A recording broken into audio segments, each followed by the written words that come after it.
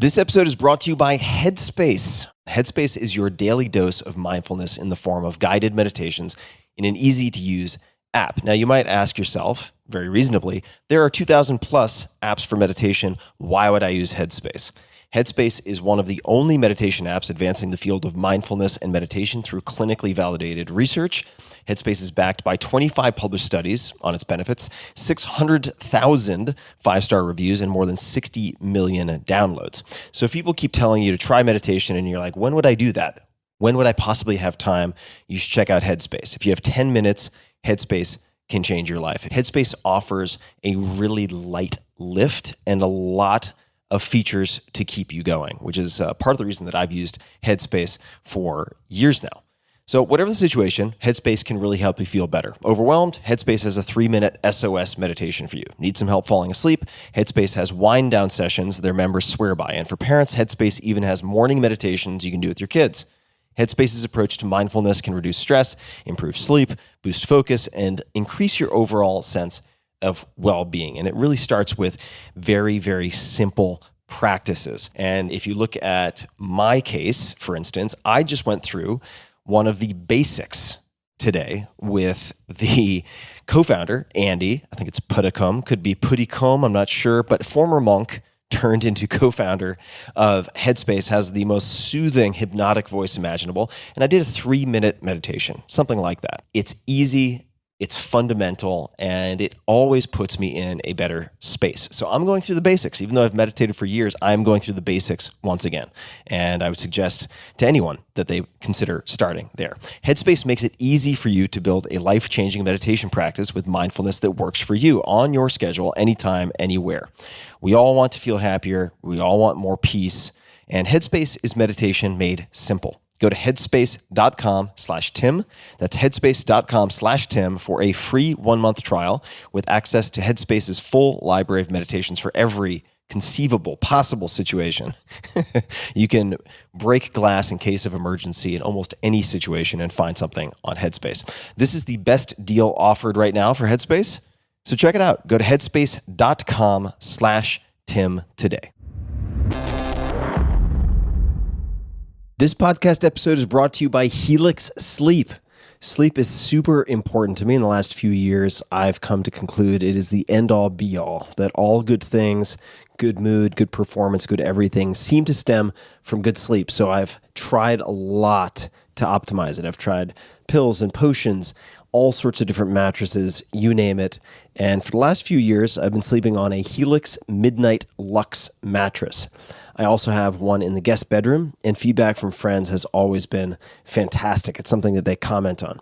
Helix Sleep has a quiz, takes about 2 minutes to complete, that matches your body type and sleep preferences to the perfect mattress for you.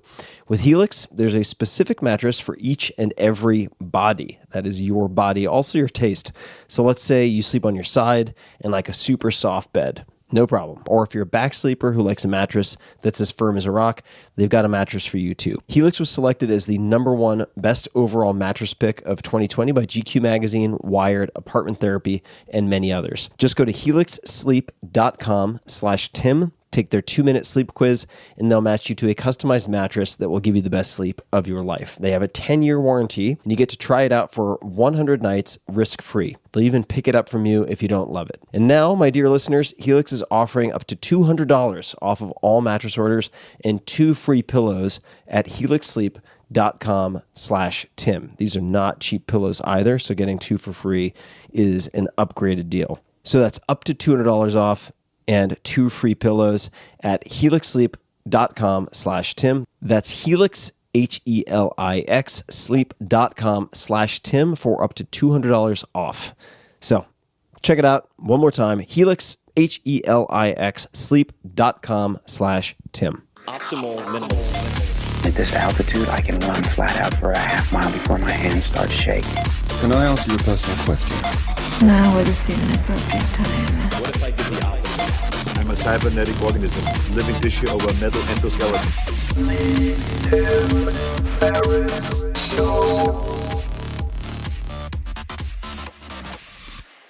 Hello, boys and girls, ladies and germs. This is Tim Ferriss. Welcome to another episode of The Tim Ferriss Show. My guest today, I've been looking forward to for some time, although he may not know that. This is Richard Wiseman, who holds Britain's only professorship in the public understanding of psychology at the University of Hertfordshire. Maybe getting that right. He has published more than 100 peer-reviewed articles examining the psychology of magic and illusion, the paranormal, luck, and self-help. His books on psychology, which include The Luck Factor, The Scientific Study of the Lucky Mind, and 59 Seconds, Think a Little, Change a Lot, have sold more than 3 million copies worldwide, and his psychology-based YouTube videos, which I highly recommend, have garnered more than 500 million views.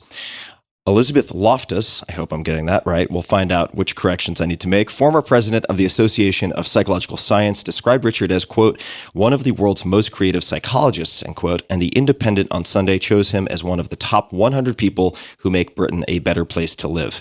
In addition to his work in the field of psychology, Richard served as director of the Edinburgh Fringe Festival for 8 years. You can find him on Twitter at Richard Wiseman, Wiseman. Richard, it's nice to see you, and thank you for taking the time today. A pleasure to be here. I hope I can live up to that wonderful introduction. Thank you very much. So I will ask, just out of curiosity, since I do not know, before we dive in to the meat and potatoes maybe of the conversation, what is the Fringe Festival? Oh, the Edinburgh Fringe is the largest arts festival in the world. So it takes place... Something I should know, I suppose. Well, maybe not. It takes place throughout the whole of August in Edinburgh. And yeah, I think it's about sort of 20,000 shows or so performed. And it's huge. So it's everything. It's drama, it's music, it's magic, it's cabaret. And everyone should come. It's wonderful. Wow. You know, my only, this is self-indulgent to tell this story, but my memory of Edinburgh, I have a few memories, and I say a few because I think I put myself into a diabetic coma by having several kilos of fudge, which I didn't know was a thing in Edinburgh. I went there for an All Blacks game with a friend who is a huge rugby player from New Zealand, and I had a lot of fudge, went into this fever dream of some type, ended up at, I want to say, the cafe where J.K. Rowling wrote the first in the series of Harry Potter. It was a great visit, but I don't remember all too much, so maybe I'll get back to the festival. To hop from that in a very lateral segue, I want to describe how I came across you and your name. So the first time it was a subconscious imprint, and I'll come back to what the hell that means. Then I was reading a piece on, let me pull it up here, Slate Star Codex, and the piece is called The Control Group is Out of Control, which was recommended to me by my brother, who has a PhD in statistics. And he said, this is one of the best primers, or primers if people prefer, on statistics and some of the subtleties that he's seen for lay people. So I read this, and your name came up, and there was a link to a resource and a paper on your website that I'm definitely going to want to dig into in a second, called Experimenter Effects and the Remote Detection of Staring. So we're going to come back to that. But your name popped up in this, and then I was showing a friend of mine a trailer for one of my favorite documentaries, which is An Honest Liar, about the amazing Randy. And you also pop up in that trailer, and I said, I think I recognize that name. It being the second time I'd seen it, I connected two and two, and I thought, I really should have Richard on the podcast to discuss many, many different things. And let's start with this paper. Could you provide people listening with some background on that? And we're going to flash backwards and forwards chronologically, but if you don't mind, let's start with that paper. We certainly can. I mean, it's quite a few years ago now. So one of the downsides of doing things for a long time is remembering what you've done, quite frankly. So yes, that was many years ago, I think in the late 90s. So I've been involved in parapsychology for a long time. Let's go back a little bit more. I originally worked as a magician and doing tricks for people. Because of that, I got fascinated with the paranormal, because magicians are sort of faking paranormal stuff all the time. And by chance, I did my degree at University College London. I was walking along in my final year, walking along one of the corridors, and I saw this poster. Back then, email didn't exist, so it was a poster. And it said, opportunity to do a PhD up at University of Edinburgh in parapsychology, the psychology of the paranormal. And I got in touch with Professor Robert Morris, who's head of the unit at that point, and said, look, I'm skeptical about this stuff. I'm a magician. I don't think any of this stuff is true. Am I the sort of person you want? And he said, absolutely. It'd be great to have another perspective. So I came up here, worked for 4 years on this PhD about skepticism and paranormal. And then I went to University of Hertfordshire, which I still am all these years later, and was doing experiments like the one that you're talking about there. And so that particular study was looking at the remote detection of staring, which is this idea we've all had that someone's staring at you, you turn around and see them behind you. And we wanted to see whether there was experimental evidence for this.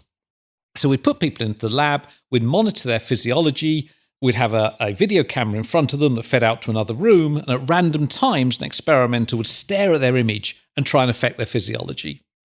And to make it really interesting, I was running half the trials. The other half were being run by a colleague of mine, Marilyn Schlitz, who was a big believer in the paranormal. And what we found was that on her trial, she got a significant effect. On mine, we didn't. And so this is evidence of an experimenter effect, which you get all over psychology, all over science, which is that the experimenter seems to be imposing their thoughts and wishes and beliefs on the experiment itself. So it got a lot of airplay, and that was one of the initial studies. We then tried to replicate it and didn't get anything at all. So we did a much larger study, a complete washout, complete null results. But because of that, I got involved in some of those debates about replication. And of course, that's become a very hot topic in science recently, again, because of parapsychology. So Daryl Bem, a colleague of mine, published a study which was apparently showing that people could see into the future. It's a precognition study. I tried to replicate it, couldn't.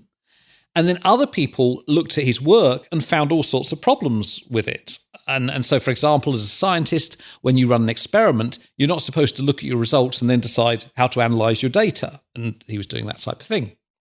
And so that got criticized. And then another group of scientists said, hold on a second, this may be true of parapsychology, but it's also true of psychology. And so they started trying to replicate mainstream psychological findings, and some of those failed to replicate as well. So now there's this big movement towards trying to increase the quality of psychological research. And the catalyst for that, bizarrely, is parapsychology. And so it's a great example of how you start off doing one thing and end up in a completely different place, having effects that you just thought you never have. When you saw that poster initially, well, I suppose you answered it in part by describing that initial conversation and saying that you were a skeptic and largely or completely didn't believe in these things as someone who practiced magic and was developing the ability to create these illusions. Why would you dedicate so much time to that study? I suppose what I'm alluding to is it would seem unusual for someone to dedicate that amount of time to disproving or engaging in something that they're largely skeptical of. Not to say you shouldn't. I'm just curious what the internal drivers were for you. Most of my research was looking at why people believe this stuff, which I find endlessly fascinating, and how they get fooled by magicians, which is incredibly complicated psychology. I think the real answer, though, in terms of doing the experimental work, is this just really interesting. It's really fun. I mean, I could be running a really dull memory experiment where you ask people to repeat back strings of numbers, or I could be running a parapsychology experiment, which is lots of fun because everybody wants to do it and everyone's interested in the results and so on. And so even now, all these years later, I'm still skeptical about paranormal, but I still find it fascinating. I did as a kid. So these books on UFOs and Bigfoot and all this sort of stuff. And I think once you've got that passion, you just spend longer looking at the topic you're passionate about, and you become better than everyone else or better informed than everyone else. And so that's how you become an expert in it. I think that, yes, I was kind of skeptical, but I was also just fascinated by the topic. So you already mentioned your early engagement with magic, but I want to underscore that a bit because we should establish the bona fides, the bona fides, as they say in my corner of the world. Perhaps we could start with the Magic Circle Society. Could you explain what that is or what it was? I assume it's still in existence. Oh yeah, the Magic Circle is based in London, and it's been going for a very long time. I can't remember, it's formed now, I think about 1904, I think. And it's the kind of melting pot for all of the kind of British magicians. And so there's the Magic Circle, there's the Inner Circle, which is only 300 magicians worldwide. I'm a member of the Inner Circle. And magic is this incredibly close-knit community. So you can go anywhere in the world and you'll know other magicians and so on. So that's what the circle is. It's one of the reasons why I ended up at University College London, is that that's very close to where the Magic Circle is based in London. I should say, if other people are choosing where to do your university degree, that's probably not the best criteria to be using. But I did that. And then as a young man in my sort of teens, I performed professionally. I went over to the Magic Castle in Hollywood, performed over there. Amazing place. It's incredible. So I love magic. Most of my best friends are magicians. I've worked with very well-known magicians, and it's the gift that keeps on giving. I was thinking about this the other day, in part because it provides you with a tremendous community. And I think we overlook that with hobbies and interests, is there isn't just that interest, the fact you're connecting with others. You've got a shared interest. There's people you can talk to about whatever it is. So building community, tremendously important, and magic does that very easily. So my experience in other fields, let's just say exercise science, the practitioners in the field are often, in some respects, ahead of the academicians or the theoreticians who are working mostly on papers and not with people, let's just say. So if you look at Olympic coaches, very often, not always, but there are elements of their training used for competitive advantage with incredible incentives that end up being proven out many years later in some capacity. Are there any particular disciplines, conceptual frameworks, any such advantages that you see magicians as having that you think we're only going to start to touch or are only beginning to explore now or in the forthcoming years? Oh, yeah. I mean, there is a whole psychology and science of magic, but it's very, very primitive compared to what the practitioners are doing. It's exactly what you say. As a magician, you have to go out in front of a bunch of strangers and fool them every single time. It's like doing a psychology study. But the difference is where psychology studies sometimes fail or only work with 90% of people, even on a good day, your experiment, your magic trick, has to work with 100% of people every single night. And not only when they watch the trick, when they all go to the bar afterwards and try and figure out how it's done. All these things are incredibly important. Magic tricks have to work every single time, not only when people see them, but when they talk about it in the bar afterwards. And so magicians are really good psychologists. They have to understand where you're going to place your attention, how you're perceiving a particular action. If you're taking a coin in one hand and trying to convince them that it's really there when it isn't, how you do that, the subtleties of that, and then how they remember a show. All these things, the sorts of skills magicians are really good at, psychologists haven't even scratched that surface. So it's absolutely, as you say, practitioners in this instance way ahead of the scientists.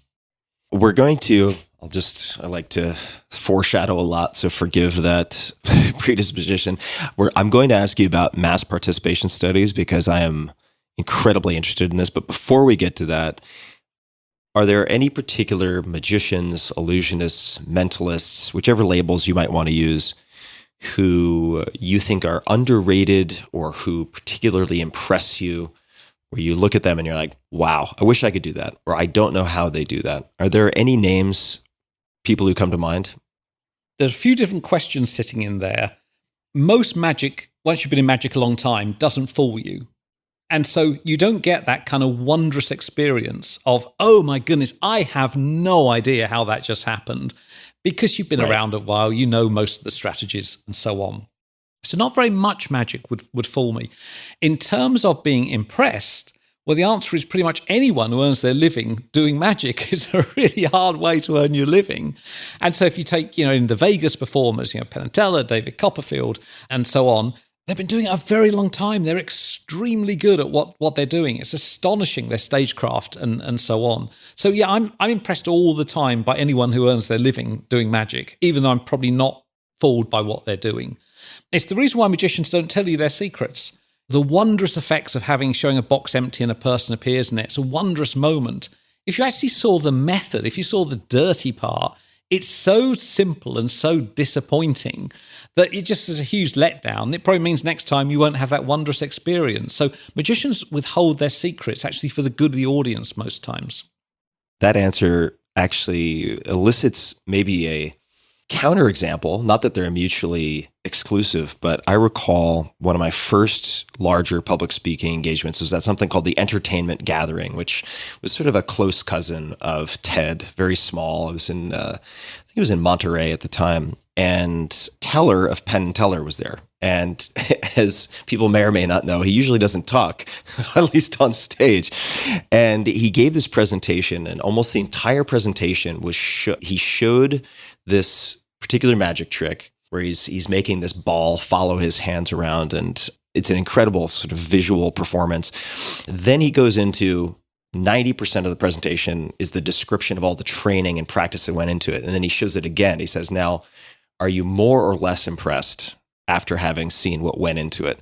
And I think for a lot of people, the answer was more. But I do think also, and as you said, it's true that for the benefit of the audience, very often it's not shared. Let me just talk to that for the moment, because Teller is deeply knowledgeable about magic. So he isn't just revealing the method there of the red ball. He's going through everything he has to do as a performer to make that happen, and how he created it in the first place. And that's very different. I think magic becomes fascinating at that level, but that's very different to what lots of people who expose magic do, which is go, oh, it's a mirror. And that's the end of that. So, yeah, when you unpack it at the level that Teller can unpack it, absolutely, it's fascinating. I want to give a few examples of people who impress me for different reasons. And this is as a layperson. I mean, you've forgotten more about magic and illusion today than I will learn in my entire life. But David Blaine is one example. There are a lot of, I've spent some time with him, I've interviewed him. And think what you may, as he uses the term endurance artist for himself, which I actually think is very appropriate, because what some in the audience might think of as a magic trick is actually months and months of physical training for these just absurdly punishing physical acts, right? Living in ice for a period of time or holding your breath for 17 minutes. Like, these aren't sort of illusions in the usual sense of the word. And then you have somebody say like Derek Del Gaudio, who I've never met, but we've texted a little bit. I read his book, A Moral Man, which I greatly enjoyed. And in his show, in and of itself, which I highly recommend to folks, I think it's just a masterclass in storytelling and stage presence in a lot of ways. But there's one piece where he walks through the audience and he's naming the cards that people have chosen prior. Spoiler alert. Sorry, guys, a little late with spoiler alert, but it won't ruin the effect. And he's pairing people with the cards they chose as their identities prior to the event. And there are hundreds of people, maybe 200 people in the audience. And I remember watching it with someone and they said, oh my God, that's such an amazing trick. They looked at it as an illusion. And for me, as someone who had read books about Harry Lorraine and these various kind of memory, kind of brute force mnemonic experts, I was like, no, I think I know how he's doing it. It's just mind-boggling how quickly he's able to do it while he's also running an entire show, right? And I'm wondering if there are there any other performances or performers who come to mind in that capacity, if that's even a cogent question? Because I don't know which different species of magic exist, right? I've seen performers on the street, I've seen performers on the stage, but I have to imagine it's somewhat like medicine or surgery. Like, you have specialists. So are there any specialists who come to mind as particularly impressive? Yeah, I mean, those two that you've chosen are wonderful examples. So what was really smart about Blaine, first of all, is in doing those endurance feats, and oftentimes they're genuine and absolutely terrifying. Also, what he did was really clever in the first specials where he was doing street magic, which is one of the genres now which is out there, which is taking magic away from the stage and actually back where it started, on the streets. And what was really smart was, instead of placing the camera entirely on him doing tricks, he'd really focus it on the audience responding to those illusions. And you saw people scream and go, wow, and run down the street and all those things. And of course, those emotions then came through the screen because, they became contagious emotions. And so you got to feel how those people felt. And that was the brilliance of David's early street work. Derek, what he's superb at is incorporating narrative into magic. And lots of tricks don't have any sense of narrative. They're just, here's an empty box, now there's a person inside. And you go, that's a great puzzle, but whatever. What am I supposed to be thinking? And Derek's brilliance, and partly, is to really incorporate that narrative that touches people, that means something to people, that suddenly this magic is far more meaningful in a much more sort of theatrical sense. So all these things are really interesting skill sets. But to answer your question, there's close-up magic, street magic, there's stage magic, there's mentalism, there's silent magic, which would be the sort of production of doves, there's manipulation with cards and coins. It goes on and on and on. And yeah, people become very specialized in certain types of it. How would you define or describe mentalism? Mentalism is really the fabrication of mental effects. So it would be telepathy, predicting the future, clairvoyance, where, you know, somebody shakes a dice in a cup and you tell them what numbers have come up and whatever. So it's that side of things. And then it shades into psychological illusionism, which is where you're doing the same sorts of things, but you're saying, actually, it's based on your body language or whatever. You're giving a psychological explanation rather than a paranormal one. So cold reading would fall into the bucket of mentalism? Yeah, broadly, yeah. Cold reading, which is where you're often starting out with very general statements about people. It's what psychic readers do. And often they're very sort of depend on flattery. So it'll be like, oh, I get the impression you've got a lot of untapped creative potential. Very few people that will go, no, that's not me at all. Or they're double headers. You know, sometimes you like to be the life and soul of the party. Other times you'd rather stay at home reading a book. Well, that's true of everyone because you just predicted both outcomes. And so you throw out these general things. And then on the basis of their body language, on how interested they look and so on, you start to sharpen it up and you start to try and figure out what their lives are like. And so that's broadly cold reading. Any names? Because I love watching performances and documentaries and reading about performers in all the specialties that you just mentioned. So I don't know if you've ever seen Dealt about Richard Turner, who I then ended up interviewing. I mean, just his entire story. I don't want to spoil it for folks, but just like watch the trailer for Dealt about this card mechanic named Richard Turner. It's incredible. Are there any names I could look up or the audience could look into for mentalism? Well, the obvious one in the UK would be Darren Brown. Darren does, yes, astonishing work, and he's been over on Broadway as well. And so, yeah, he's doing a lot of that psychological stuff and mentalism as well. And of course, you mentioned another genre there, which is card magic, which actually is a very big part of close-up magic, and Richard Turner's wonderful, and other incredible sleight-of-hand people. That stuff never appealed to me quite so much because you have to spend your entire life with a deck of cards in your hand. And I just don't have the patience, quite frankly, but I'm in awe of people that do. Let's come back to what I left a bookmark in, mass participation studies. You've carried out lots of mass participation studies. What is a mass participation study? And maybe you could answer that by giving some examples or any example that comes to mind. Sure. I mean, so mass participation studies, as the name suggests, is studies involving lots of people. And it was a life-changing experience for me surrounding my very first one. So I got to University of Hertfordshire after studying at Edinburgh. And I think within a couple of weeks, sitting at my desk, this email came round, because email had been invented by then, from the BBC. And it said, we're going to be doing a mass participation experiment as part of Science Week in the UK. And we haven't got any ideas for what we should do. So we're emailing all scientists and psychologists. Anyone got any ideas? And it would have been the easiest email to have just deleted and thought, well, you know, there's thousands of people getting that. But at the time, I was working on the psychology of lying.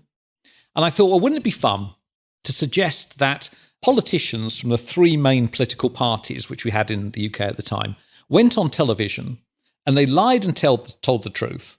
And then the public voted on which they thought was the lie. And we could work out which party had got the best liars. I sent it in. It must have taken me, 30 seconds to write that email.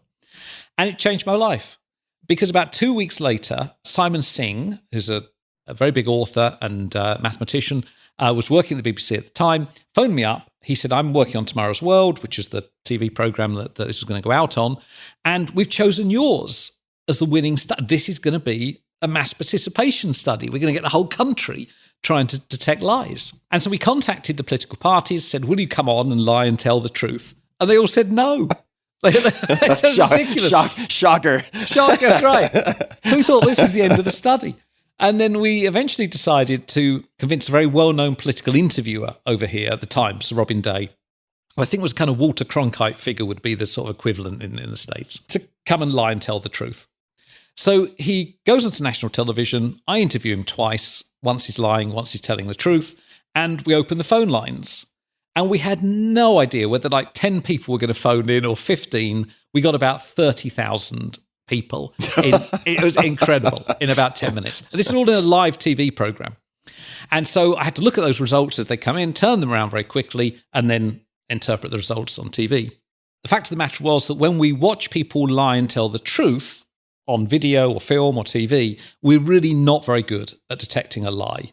And the results supported that, about 50-50. There's a chance split. However, we'd also run two other parts of the study. We'd broadcast just the audio on national radio, and we'd put the transcripts into a national newspaper. And when you focus people's attention on the verbal cues, which is where the really good stuff is in terms of signals for lying, they become much better lie detectors. So that 50% went up to about 60, went up to about 70% accuracy just when you read the transcripts or you listened to it on the radio. Because suddenly all the ums and the ahs and the lack of detail, the lack of I's, me, my, and so on, they all jump out at you. Where when you're overwhelmed with visual information, you just don't spot that. And that was my first ever mass participation experiment. And because of that, they came back to me year after year, and I invented loads of them for them. All right. I want to hear more examples, but could you explain or elaborate on the lack of I, me, mine as an indicator? So with lie detection, I've done quite a bit of it over the years. What you're looking for are movements away from what's called the baseline. We've all got a sort of signature in terms of how much eye contact we make when we're talking, or whether we say the words I, me, mine, or adjectives or whatever. And once you've established that baseline, what you see is that liars have a fairly consistent pattern of movement against that baseline. So one is a lack of detail, shorter sentences, bigger response time, which is the time between the end of a question and the beginning of an answer, and also a psychological distancing. They don't like saying me, my, I, all those sorts of things which wrap them up in the story. And so it's a good little hint and tip as somebody, it's evidence that somebody might be lying to you. Just a quick thanks to one of our sponsors, and we'll be right back to the show. This episode is brought to you by UCAN, UCAN. What you eat and how you live, exercise, sleep, stress, all play an important role in how your body handles glucose, its main form of energy. You might think of blood sugar. That is glucose. When glucose levels are steady and you avoid spikes, you're improving your metabolic fitness. An important way to take control of your metabolic fitness is to eat and fuel with foods that help regulate blood sugar. To help enhance my own metabolic health, I was introduced to UCAN by Dr. Peter Attia, who said there is no carb in the world like it. UCAN's patented ingredient, superstarch, has the remarkable ability to provide a steady release of energy without spiking blood sugar levels. I use UCAN's energy powders and low-calorie bars to maintain focus throughout long days, for exercise, better performance when training, and to avoid fatigue without making metabolic compromises. So when I need a Scooby snack, when I need a little pick-me-up, I reach for UCAN. UCAN has a variety of different products with superstarch to help you balance your blood sugar, from energy powders and bars to granola and almond butter. There's a whole suite. Check out my favorites at ucan.co/Tim. That's ucan.co/Tim, and save 30% on your first order. That's ucan.co/Tim. What are some other favorite mass participation studies that you've run? The famous one, which haunts me to this day, it doesn't haunt me, I love it. A few years later, we're going to have not Science Week, but Science Year in the UK. And it was being run by the British Science Association. And they asked me to come up with an idea. And I did this thing, which I've often done with ideas meetings, which is that you think about it, but you don't have an idea. You don't have an idea. You wait until you walk into the room to pitch your idea before you have your idea. You leave it until the very, very last minute. And it means you either walk in full of energy and a great idea, or you walk in with nothing and it's deeply embarrassing. It's an either-or thing. But I try not to have ideas until I'm right in the room and with people. And that's what happened here. Didn't have one. Walked in. As I walked through the door, I thought, we should search for the world's funniest joke. Because That's a family-friendly activity. It's everyone's interested in what's the world's funniest joke. Everyone's got a view on what's funny and not funny. And that's what I suppose said. family friendly depends on the findings. It depends on that. But it's potentially family friendly and potentially utterly inappropriate. So that was it. It was a one-line pitch and it was a one-line answer. They said, let's do it. So I go back to the lab and I said, right, we're going to find the world's funniest joke. And they went, great. How are we going to do that? And I hadn't actually got a method. I hadn't actually got a... So I said, well, look, what we could do is set up a website to collect data, which at the time was actually a novel idea. It wasn't not like now. So we set up this specialist website. People could input jokes in one part of it and then rate how funny they found randomly selected jokes in the other part.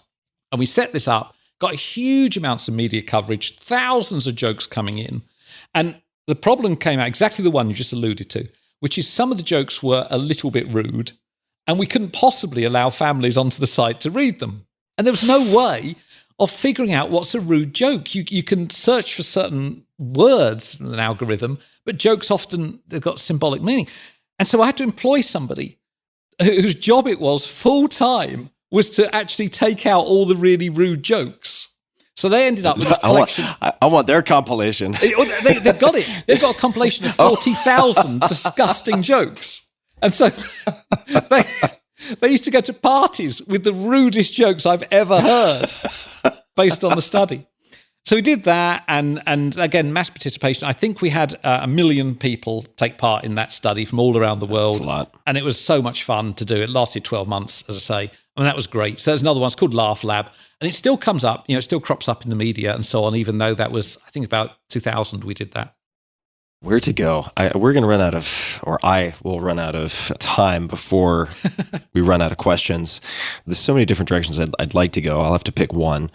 Let's start with just a couple of subject areas, and then I'd love to hear you expand on them. And I have a few. The first is, because I have a note and a cue in front of me here, NLP, so neuro-linguistic programming. Let's dive into that. I would love any and all perspectives. Again, be helpful to define terms for those who aren't familiar. It's a bag o' stuff, as us psychologists would refer to it. It's lots of different ideas. It isn't one thing. I've heard NLP referred to as nothing like psychology, and there is maybe some truth to that for some parts of it. So I think some parts of it are shown to be valid. Mirroring, where you mirror the other person's body language and in order to get rapport and so on. There's probably something to that. Some of the kind of verbal priming, I think there might be something to that. Unfortunately, there's big parts of it that are, just don't work out at all. So to get back to lying, there's this notion that if you look in a certain direction, that you'll be lying, and if you look in another direction, you're telling the truth. And I can never remember which way round it is. It's like up to the left is lying and down to the right is telling the truth or something. And it's a very widely believed idea. And so a few years ago, we put it to the test.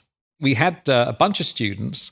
We asked them to go into an office and either steal a mobile phone that was in the office or to just put it into the drawer. And then they came out and they all tried to convince us they'd put it into the drawer. So some of them were lying, some of them were telling the truth. We could look at their eye movements. NLP didn't work out at all. It didn't matter where they were looking.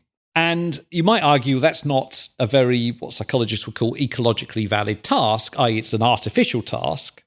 So we then went to look at these very public kind of press conferences that the police hold, sometimes in the UK, when there's been a missing persons case where relatives come on and appeal for the missing person. In some instances, it turns out that the person doing the appeal is the person who's guilty of the crime. So we know those people are lying during that press conference. Equally, we know in many of the press conferences, the people were telling the truth and it was a genuine appeal. So again, we could look at the eye movements. Again, we did it. No indication at all, no hint that this idea that certain eye movements are associated with lying or telling the truth. So it's very important with all of these ideas about psychology is to put them to the test, because otherwise you might be using some kind of tip or technique that's got no validity at all. And with lying, it really matters. So NLP then, Net, I don't know what the sort of purported applications are of NLP, but would you say kind of safe discard in terms of paying attention to it as a developable skill? No, I would say think about what you're trying to do, think about what the practitioners are telling you, and then look at the academic literature to see if it holds water. If it's a really important thing, like whether someone's telling the truth or lying, if you're just having fun, what does it matter? But yes, if it's important, then I would always fall back on the academic work, because it's not just NLP. There are so many things out there which everybody does based on psychology, and actually the academic work doesn't underpin it. So brainstorming, for example, terrible idea. Let's all get together and kick around an idea and come up with new ideas. It doesn't work. It's not particularly effective. What's far more effective is that everyone thinks of 3 ideas, 3 solutions to the problem before they go into the room, and you go around the group and everyone mentions their 3 ideas. Because that way you don't get an individual dominating the group and certain ideas not getting a hearing. So again, it's just really important, I think, to go, hold on a second. If this matters, if this is important, what's the evidence? Which was underpinned by the 59 Seconds book. Okay, we're going to talk more about 59 seconds. Let's dive into the literature. In the last 6 to 8 years, I've supported, or I should say more accurately, mostly my foundation has supported a lot of early stage science, basic science, and also kind of clinical applications of various compounds and therapies at places like Johns Hopkins and UCSF, a bunch of, actually also at Imperial College London with David Nutt and formerly Robin Carhart Harris, mostly fMRI studies and kind of head-to-head trials looking at standard of care antidepressants and, in this case, psilocybin. So I'm deeply, deeply interested in science. It's sometimes hard to get funding for experimentation, different categories of experimentation. Are there any particular, and this comes back actually also to the replication problem or crisis, in so much as if people conduct studies and get a null result, in some cases they're disincentivized for a number of reasons for submitting those for publication.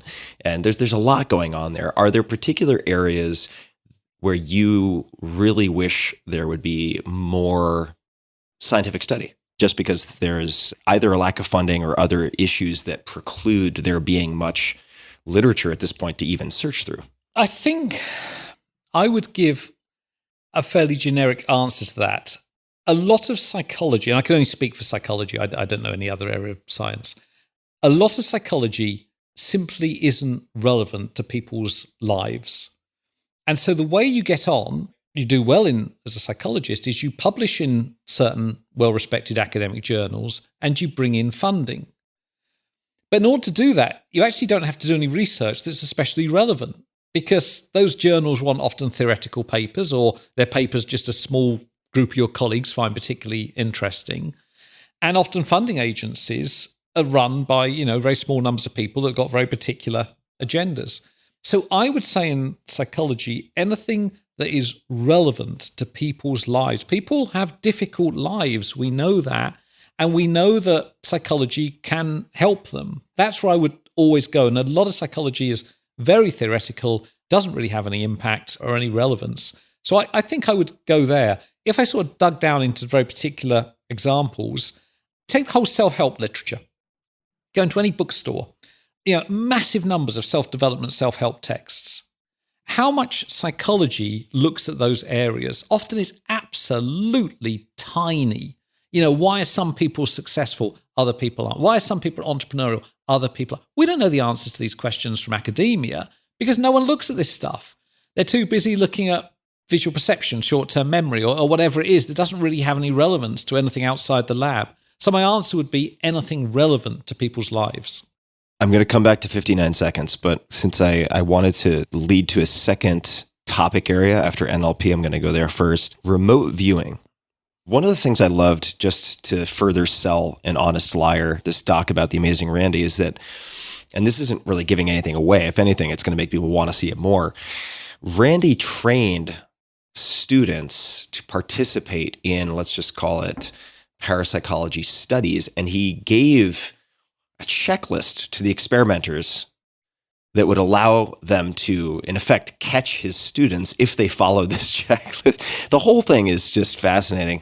But let's look at remote viewing specifically. I'd love to just have you define what it is and then explore that in any way that makes sense to you, because there are books out there like Phenomenon written by journalists to explore, I think it was called Stargate. I may be getting the actual name of the initiative wrong, within, I want to say, the CIA, with a number of different folks from SRI and Palo Alto, some of them now in Texas.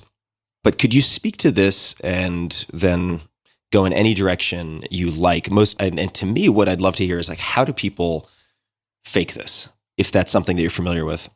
Remote viewing is essentially a form of clairvoyance, which is that you allegedly go to a remote location psychically and tell people what's there. And you're absolutely right. Stargate, CIA, SRI, all these places were working with a small group of remote viewers, primarily for intelligence purposes. There's not very much science that was happening there. It was very kind of practitioner-based. And so they weren't really testing those folks. They were just asking them for information for remote submarine bases or whatever. And some of it turned out to be accurate, some of it didn't. And I wrote a critique, actually, of some of that work. I think in terms of people faking it, I suspect they're probably not faking it. Most people who claim to be psychic aren't fakes. Some are, but most are not. And the reason why they're not is that it's very easy to fool yourself into thinking you've got these abilities when you haven't, without faking anything. So, for example, the closest thing that most people experience to remote viewing might be having a dream, and then the following day or the following week, events happen in your life that really correspond to that dream. Well, how do you know whether or not your dream predicted the future? I mean, for a start, you have a lot of dreams. We have 4 or 5 of them every single night.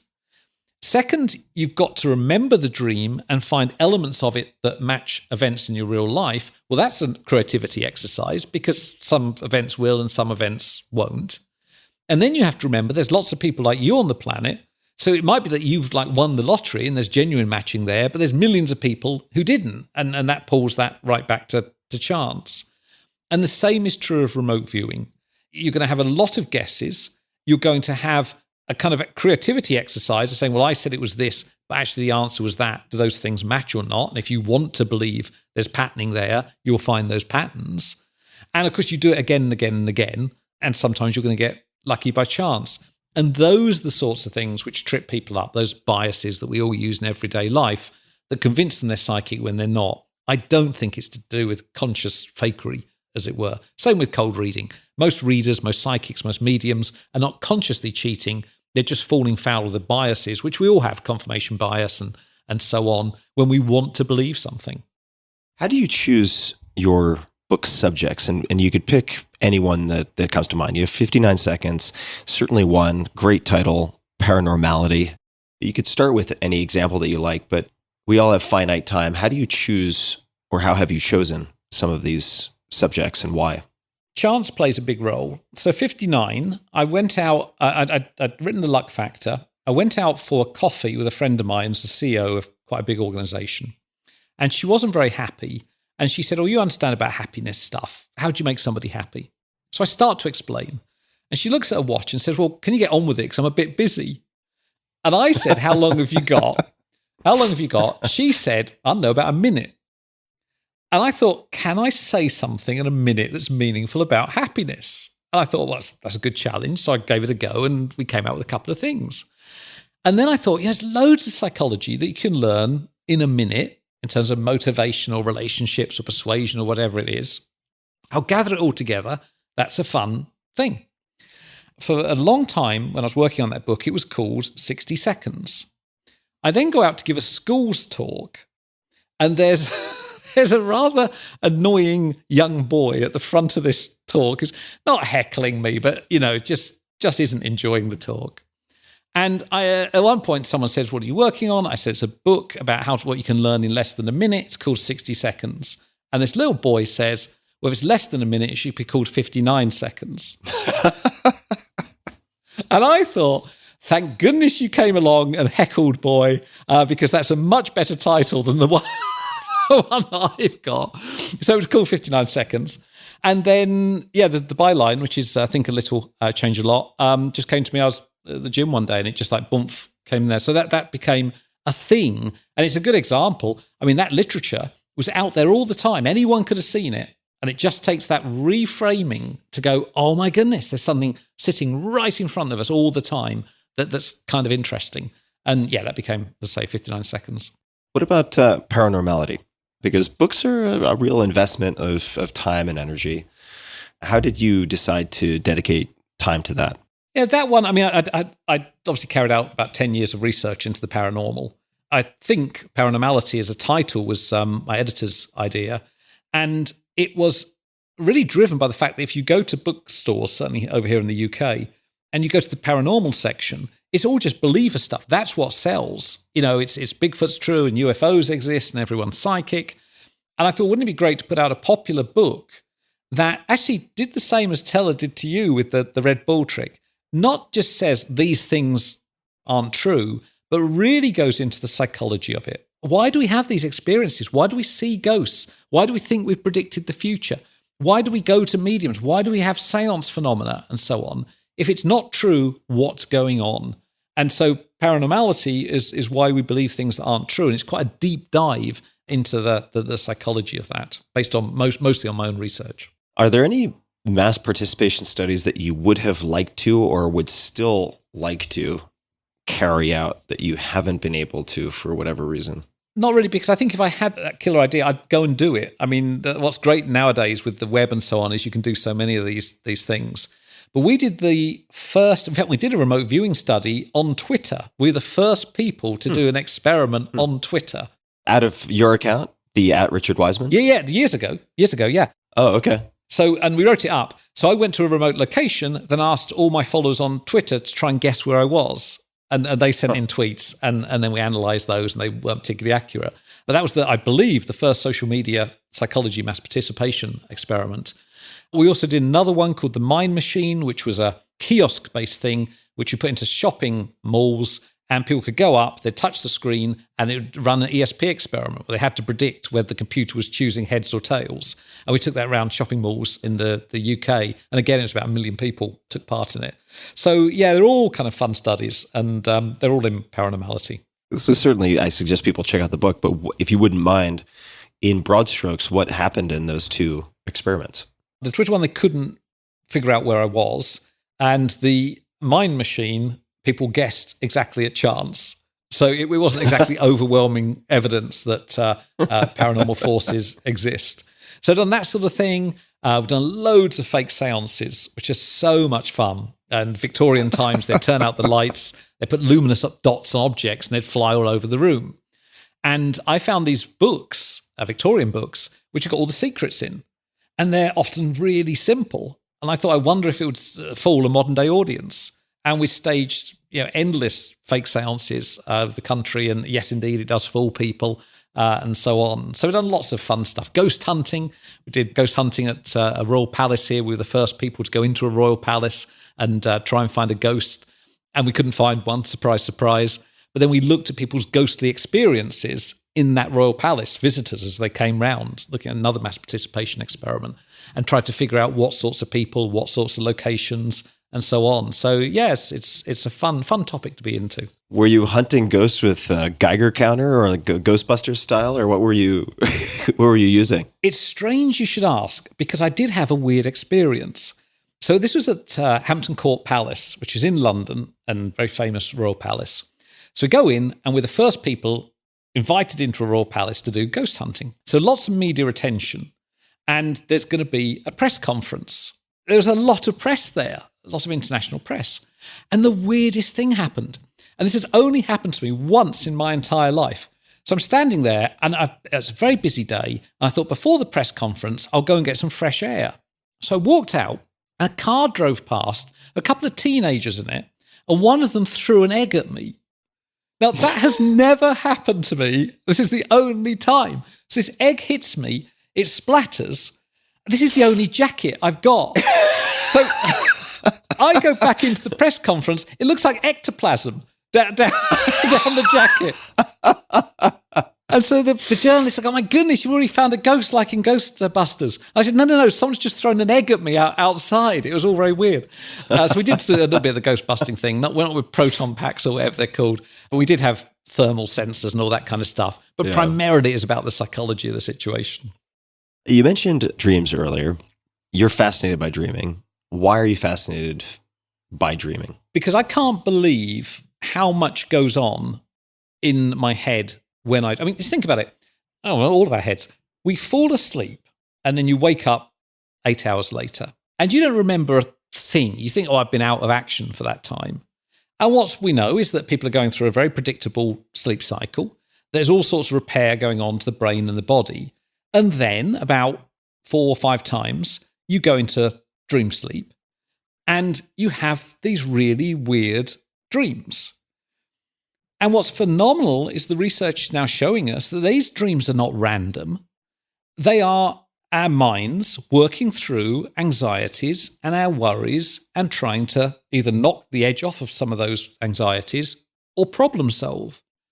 And what I find incredible is the number of times I have woken up with a solution to an experiment or an idea or a book fully formed in my head the first thing in the morning. It's happened to me again and again, and often with magic, actually. So a friend of mine was doing a television show here, and I wasn't really thinking about it. When I woke up in the morning, boom, I'd got the entire item in my head, even down where all the camera angles were and everything. And I just find that incredible. There's so much going on offline, as it were. I share this interest. I'm reading a book right now by Matt Walker, Why We Sleep. And for those who are curious, Matt is a very credible scientist. He really knows his neuroscience. Fantastic book. It goes more into the why and how and specifics of sleep without a specific focus on dreaming. But I read a book when I was in college. So the very beginning, undergrad, I was in neuroscience for a period of time, then couldn't do the animal testing necessary to work in the lab I wanted to be part of, which was with Barry Jacobs. Not saying I oppose it completely. I just couldn't be hands-on with it at the time. And I read a book named Exploring the World of Lucid Dreaming by Stephen LaBerge, which I found to be very practical. And I don't know if you have any thoughts on lucid dreaming, but it does seem like you can experimentally demonstrate that it exists just through IQing and tracking. And you can improve it as a trainable skill through journaling and waking up at odd hours and doing various things. Like I think mnemonic-induced lucid dreaming, MILD is one acronym. Do you have any experience with or thoughts on lucid dreaming? Unfortunately, no. I mean, I did a book called Night School. Sorry, it'd be good if I remembered the title of my own book, Night School. And sleep deprivation. I haven't slept well for years. No, Night School. And so I contacted Stephen in that, and he was very gracious talking about lucid dreaming. I really wish I could do it. It sounds phenomenal. I've only had one lucid dream in my life, which I woke up and I was in a shopping mall. I mean, in the lucid dream. And I was only partially in control. I mean, good lucid dreamers can do whatever they want, but I wasn't. I was only partially in control. And I felt myself going to a shop to buy a shirt. And that was it. And I was so annoyed with my brain because I could have gone flying. I could have met a celebrity I've never met. I could have done all these amazing things. And instead, my brilliantly creative brain did a thing that I've done many times in real life and actually really isn't very interesting. So that is my only experience with lucid dreaming. I love dreaming and I found it very helpful. I just can't get the lucid thing. I used to, I know it's terrible. I used to have night terrors. I used to suffer from night terrors a lot, which if people don't know, it's where you sit up, you've got your eyes open, normally it's about 90 minutes into the night, and you scream out and you think there's a demonic entity there or something like that. And if you're sleeping next to somebody else, this wakes them up, and they're properly awake at that point. You yourself are still in deep sleep, and so you go straight back to sleep. And they're sitting up, shaking, going, oh my goodness, what's the problem? And they can't get back to sleep at all. So it's worse for them than it is for you. Yeah, I did had a lot of those for a while. And that's what got really me interested in sleep. I was thinking, what is going on in my little head that I should see these demonic entities? Well, there's what's quite good about having those is that if you 90 minutes in, you can't sleep and you're a bit bored and you think, well, let's make life a bit more interesting from a partner. You can sit up and scream. They wake up and then you go back to sleep and pretend you had a night terror. The Upside of Night Terrors. That's by right. Richard Wiseman. Now that's a great book title. The Upside of Night Terrors is a great book title. So I do not frequently have nightmares, but I had a night terror a few nights ago, and I woke up screaming and scared the shit out of my girlfriend, who then stiff-armed me like a reverse clothesline to try to keep me down because she's afraid of me lashing out and kicking her or punching her, because this happens every 6 months or so. Yeah. It was a very, very exciting evening. I will say, on the lucid dreaming side, in my senior year of high school, I got to the point where I could actually practice my sport at the time, which was, let's call it Olympic style wrestling. In the US, it would be collegiate style wrestling, with a coach I'd never met at the time, who was John Smith out of Oklahoma, who was very, very famous. But I was actually able to consistently practice a skill that transferred. It seemed to have some transference to the real world, which I found almost unbelievable. I'm sorry that, you were buying a shirt, and it would be a bummer if I were to only end up doing my taxes when I induce lucidity. But hold a second. This means that you can lucid dream. I can, yeah, but I can lucid dream, but I will say that it is a very perishable skill. So I got to the point, end of high school, and then transferring over to, say, sophomore year in college, where I could, if I were journaling on a daily basis immediately upon waking, and if you don't have any dream recall, trying to induce lucidity is pointless, largely. So those two seem to be closely correlated, or the development of one seems to be closely correlated to the other, where I could induce lucidity pretty consistently, at least once a night. It becomes easier during longer extended REM periods. So let's just say very early morning, which is why some of the techniques have you wake up around 4 a.m. and then do a few things and go back to bed. But if I don't do the journaling, forget about it. Then it's effectively non-existent. So my non-creative mind sent me shirt shopping. I suspect you do far more interesting things in your lucid dreams. Other than practicing sport, what do you do? Oh, you can fly around and have sex with everybody. Those are kind of the two most common. If people are developing this, those are where they usually self-indulge the most in the beginning. And my experience was, in the very early stages, it was very similar to your shirt buying experience, right? You would have like a glimpse of lucidity doing something really mundane, and then you would wake up, or you would slip back into non-lucid sleep. So it does seem to accrue, and there are, hopefully this doesn't make me sound like a lunatic, I think it's a very, for me at least through direct experience, like a very developable skill.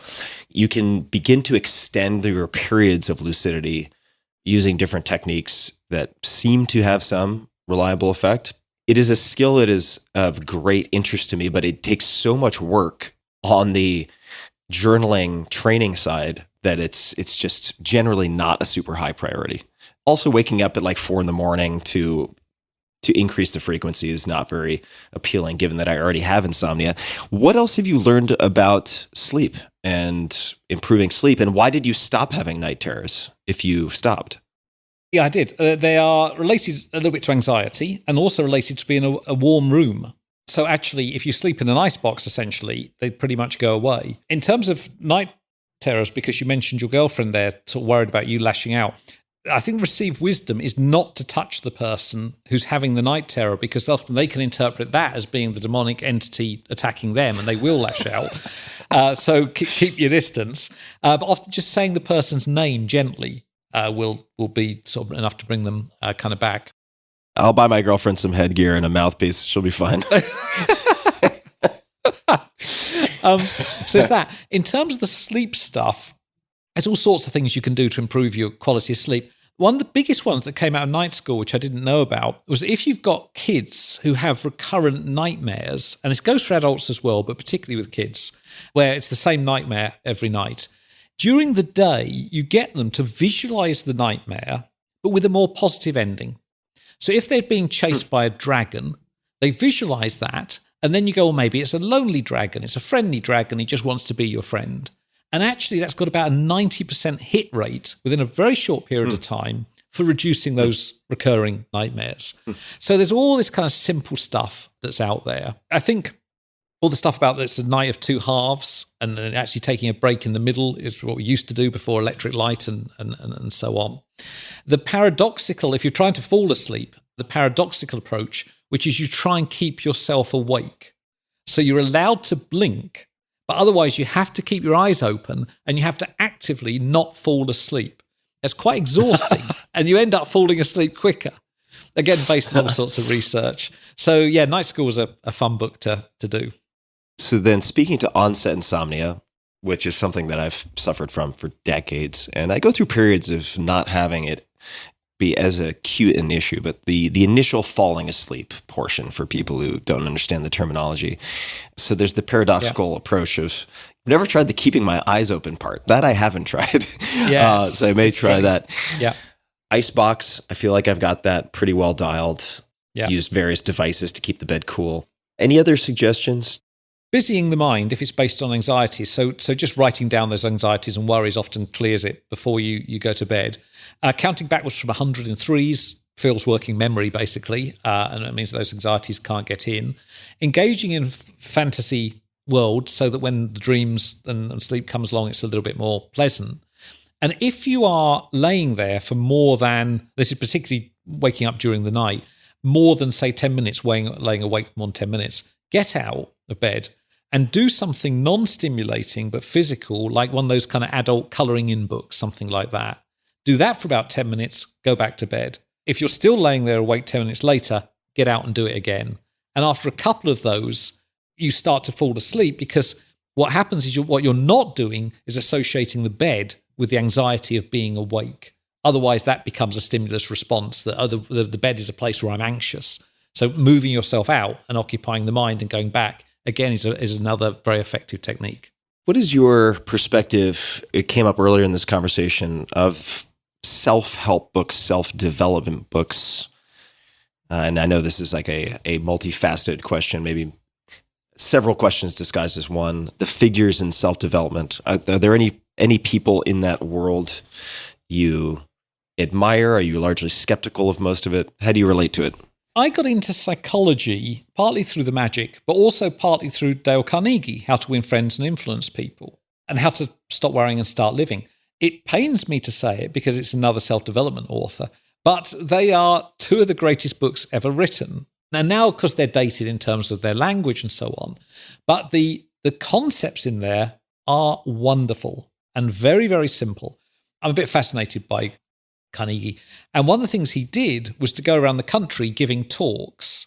And what you've got in those books are really the transcripts of the talks. So he didn't write them until he'd given, several hundred talks, and was absolutely right that this was the way to keep people's attention and so on. So he's wonderful. He also did this great thing, which was to keep a diary called Damn Stupid Mistakes I've Made. And every day he'd think back on the day, and he'd think about the comment he wished he hadn't made or the mistake he'd wished he hadn't done.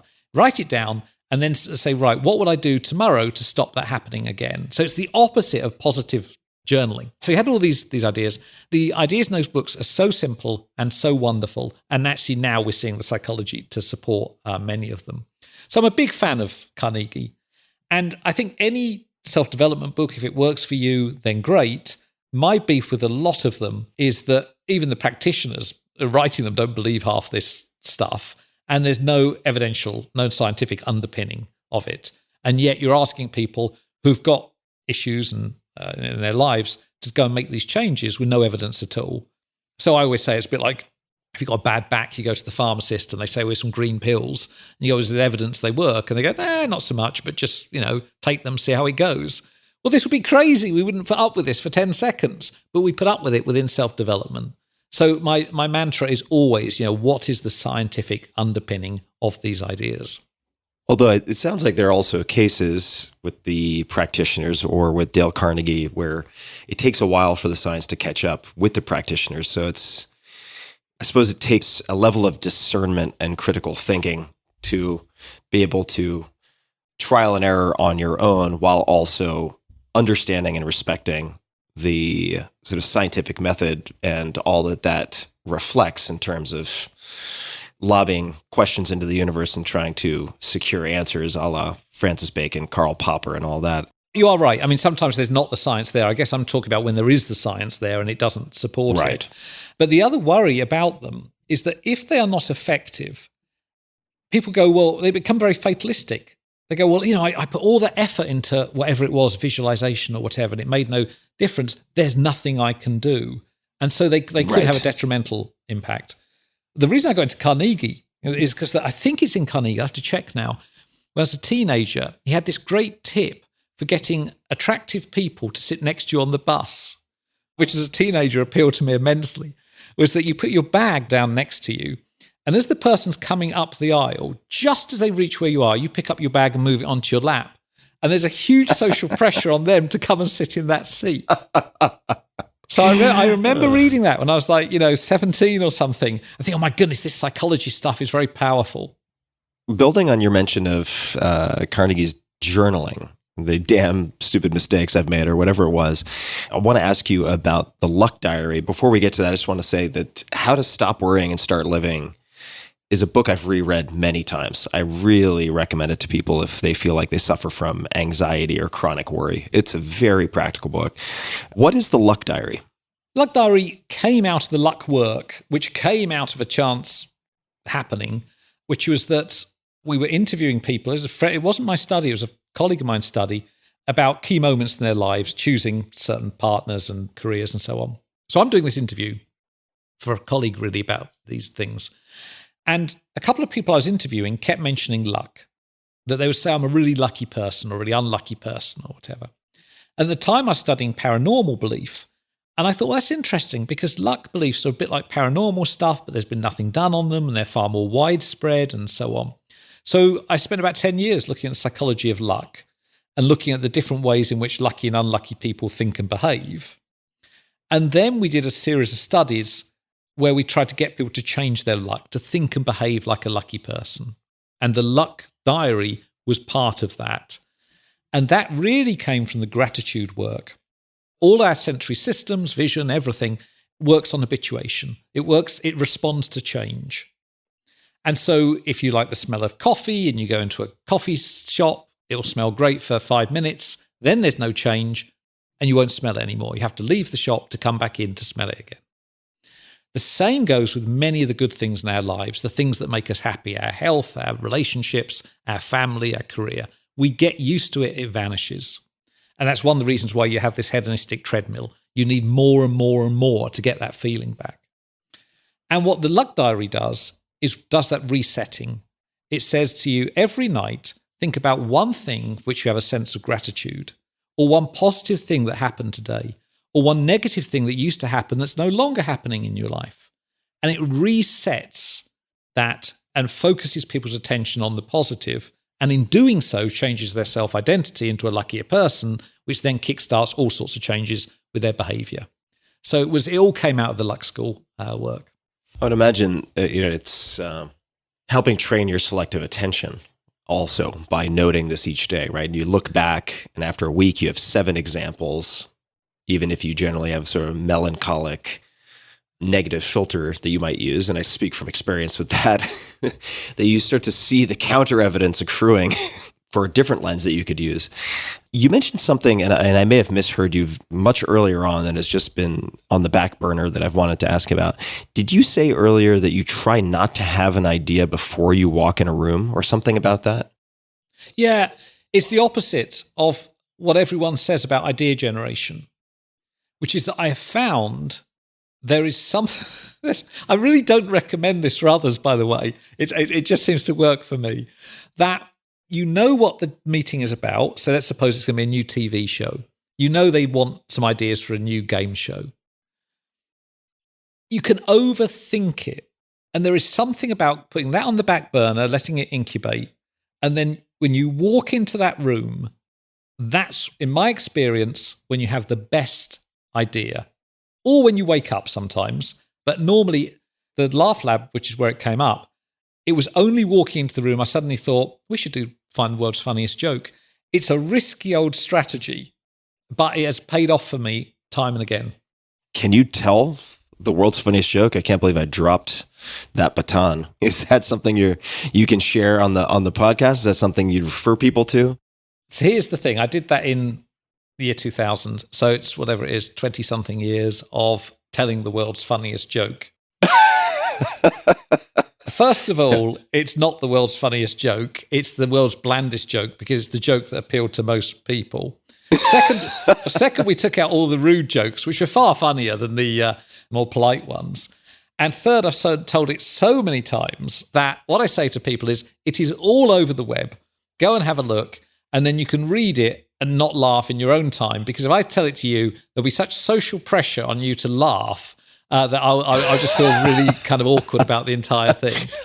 So it involves two hunters in a wood. That's all I'm prepared to say at this point. Okay. People can search your name, funniest joke, two hunters. Yeah. I imagine that'll be specific enough to get them on the right track. That will do it. That will do it. Yes. Do you feel certain facets of your work could be applied in schools, for instance, or education in any way? Yeah, I'm quite passionate about this. It's phenomenal, isn't it? That we teach kids so much stuff that is so unbelievably useless to them in the rest of their lives. And we don't teach them anything that is actually kind of useful in terms of the psychology. So you think, well, we know all this stuff about resilience and relationships and happiness and all these important topics. And yet it's still, certainly in the UK, a very fact-based curriculum to do with geography and history and all this sort of thing. Not to say we shouldn't be teaching that stuff. Of course we should. But there's all these life skills, which for the most part, we don't teach kids. And I think the challenge is finding a vehicle for it. I mean, some of my work at the moment is looking at teaching kids magic, because actually magic tricks teach many of these things. You know, you've got to learn to practice. You've got to learn to follow instructions. You've got to perform, which means having, thinking about the audience and so on. You've got to deal with negative feedback. You'll be getting a lot of that as a magician. And so that being a vehicle for it, I think is quite helpful. But yeah, absolutely, this stuff needs to be out there in schools. Have you tried that, or would you try it in the form of a seminar or once weekly experiment, kind of Dale Carnegie style, workshopping some of these things? Yeah, I think teaming up with effective teachers. I've never done teaching, so I'm sure there's all sorts of things that one could learn, but absolutely. And I think it'd be a question of finding that vehicle, because you've got to do something that connects. I think as adults, we understand how important those skills are. I'm not certain children do.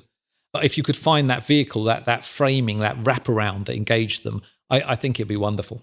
I'd like to just read a short paragraph from a piece in the New Yorker, which says, Wiseman, whose career has ranged from professional magician to professor of the public understanding of psychology at the University of Hertfordshire. We talked about this before we recorded. I can't get it. Delights in demystifying magic and other mind deceptions. Of all the tricks he demystified during the evening, the audience favorite was called the Yale Goal Study. And I was wondering if you could describe the Yale Goal Study, why you think that was a favorite. Yeah, so that's the Yale Motivation Study, which is this wonderful thing, which is that the researchers go apparently from Yale, I think it's Harvard actually, and maybe Harvard or Yale, I can't remember which ones. University researchers go to a school, they ask kids, what do you want to be when you grow up? Only about 3% of the kids know what they want to be. They return 20-something years later and track them down, and that 3%, in terms of the income of the entire cohort, they represent about 70-80% of the income. I.e., it's a really good idea to focus young in terms of financial well-being later on. So I read that. Oh, great, stick it into 59 seconds, wonderful. Better track down the reference, though. I always try to get to original sources on papers. Couldn't find it. I asked my colleagues who work in those kind of areas. They had never read that paper. Eventually, I figured out, and other people figured out, it's never been run. It's a complete myth. It's all over the web. It's in many self-development books. It's in lots of talks. It doesn't exist. There is no evidence that focusing that young has that kind of impact financially.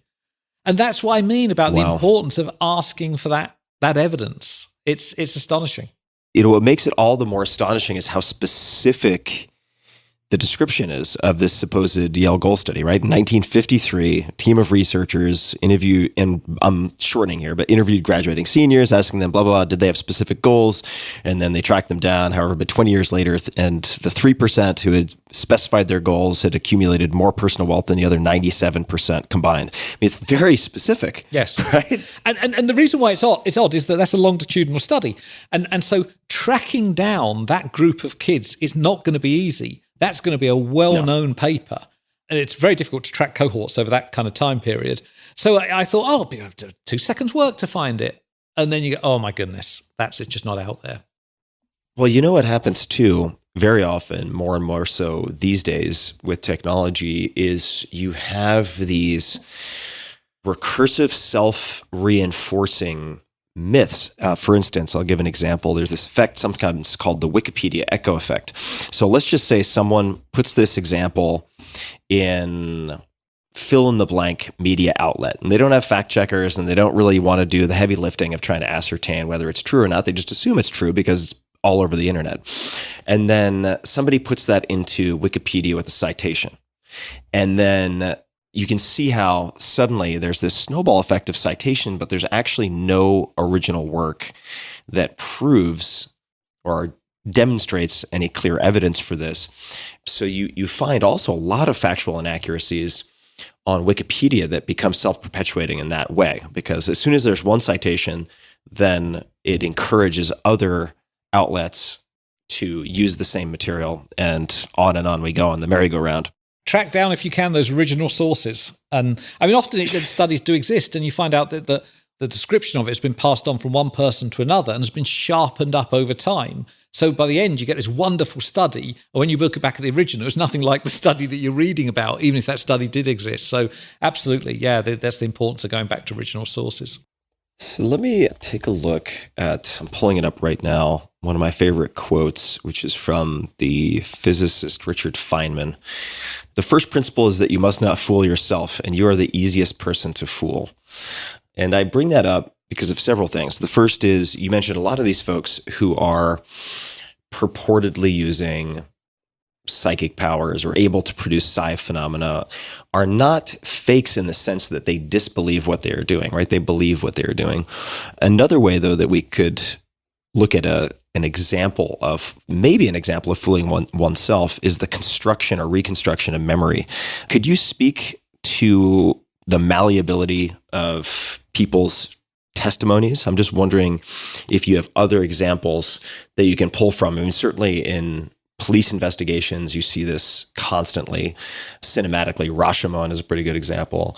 But I'd love to hear you explore that in any way that makes sense. It just seems that memory is less reliable, perhaps, than people would think at first glance. I think both observation and memory. So the impression that we get is that we're good observers. We wouldn't miss something big in front of us, happening right in front of us. And second, our memories are pretty accurate. And if you learn anything about cognitive psychology at all, it's that both those things are just simply not true. So there's all these studies into what's called inattentional blindness, where big things happen right in front of you. And the Dan Simon's basketball video, for folks that know what I'm talking about, is a wonderful example of it. I did a thing called the color changing card trick on YouTube. It was the first Quirkology video we did, actually, where you don't notice all these changes that are happening around you. So the way in which observation actually works is that it's incredibly clever. You know, if you were taking all the information coming at you all of the time, you just need a brain the size of the planet. So your brain focuses on what it thinks is the most important thing. And then if other stuff changes, you don't spot that. So we are very selective observers, is the first part. And second, when it comes to memory, it's not like replaying a film or a videotape. Instead, you have these kind of fragments and you try and create a narrative around it. And the place I see that most frequently is actually when people describe magic tricks. So you perform a magic trick, they then tell their friends what's happened. It's nothing like the thing they've just seen. And in fact, the problem is their friend said, well, show me. And now you're about to do something which was completely different to the description they've just had from their other friend. So, yeah, we create this narrative. Often, if we're being interviewed by somebody, they can suggest details to us. Did some studies on paranormal key bending, where you put a bent key down on the table and the psychic says, look, you can see it's still bending. And around about 40% of people say they can see the key still bending. With the seance work, again, about 40-50% of people would go with the suggestions of the medium. Oh my goodness, the table's levitating now. And they'd come out and swear they saw the table levitate. So our memory is very malleable as we try and remember fragments and create a plausible kind of story. That's how it all works. And of course, what's terrifying is that often within the legal system, that's not realized by juries. And they go, well, there's a very confident witness there. They wouldn't have missed something big in front of them, or they must be remembering what happened. There's no evidence that's the case. Yeah, it's terrifying. It's totally terrifying.